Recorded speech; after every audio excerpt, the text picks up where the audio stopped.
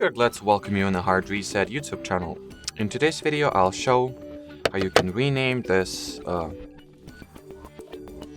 MIBAO D100 IP camera. So to start, take your phone, then launch the IP360 app, log into your account if you haven't already, then over here, tap at the settings.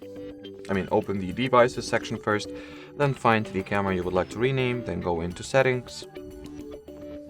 Here tap at rename and set whatever custom name you would like to have. You would like your camera to have, rather.